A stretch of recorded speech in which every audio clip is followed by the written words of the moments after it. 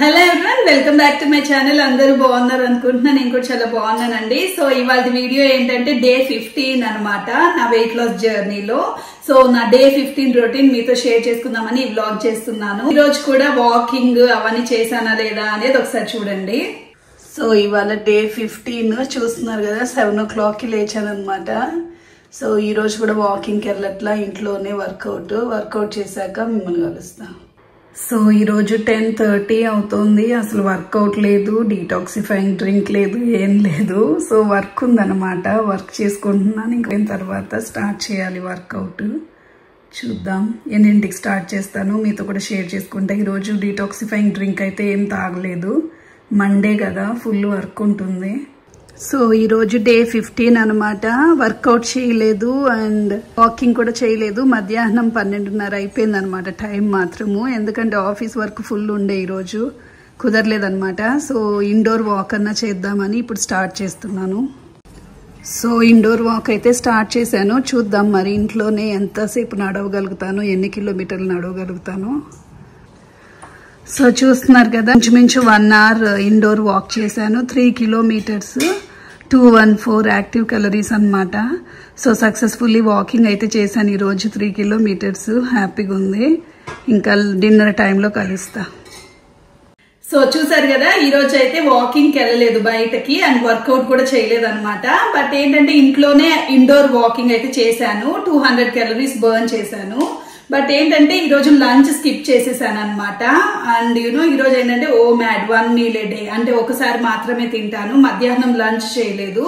So ఇప్పుడు time ఏంటంటే 5 అవుతుంది. సో కాఫీ మాత్రం తాగుతున్నాను అనమాట. పొద్దున్న నుంచి ఏమీ తాగలేదు, లైక్ డ్రింక్ కూడా తాగలేదు. ఈ రోజు డీటాక్సిఫైయింగ్ డ్రింక్ తాగలేదు అండ్ వాటర్ మాత్రం తాగుతున్నాను. 2 liters దాకా వాటర్ తాగేశాను. అండ్ ఇప్పుడు ఏంటంటే కాఫీ తాగుతున్నాను అనమాట. ఇంకా డిన్నర్ టైంలో కలుస్తా.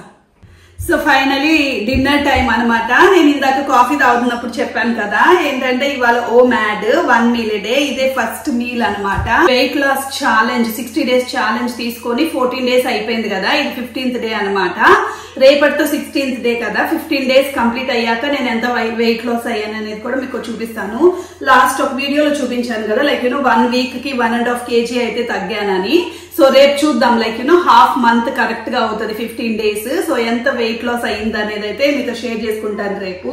సో నాకు ఇంకొకటి ఏం అర్థమైందంటే, ఇప్పుడు 30+ లోకి అలా వచ్చేస్తున్నాం కాబట్టి బై గాడ్స్ గ్రేస్ ఏదైనా వెయిట్ లాస్ అయితే దాన్ని మెయింటైన్ చేసుకుంటూ ఉండడమే బెటరు. ఎందుకంటే వాకింగ్, ఈ వర్కౌట్లు చేస్తుంటే కాలు నొప్పులు, అసలు ఈ జాయింట్స్ పెయిన్స్ వచ్చేస్తున్నాయి. ఇంకా ఏజ్ పెరిగే కొద్దీ ఇంత ఫ్లెక్సిబుల్ గా అయితే వెయిట్ లాస్ అవ్వడం కష్టం అనిపిస్తుంది నాకు.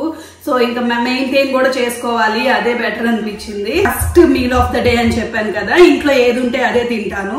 సో ఈ రోజు మా ఇంట్లో ఏంటంటే వేడివేడి అన్నము అండ్ మునక్కాయ మామిడికాయ సాంబార్ అనమాట. మా ఆయన చాలా ఫేవరెట్. చూస్తున్నారు కదా, ఇవన్నీ మామిడికాయలు అనమాట. మామిడికాయ లేకపోతే అసలు మా ఆయన సాంబార్ తినడు అసలు.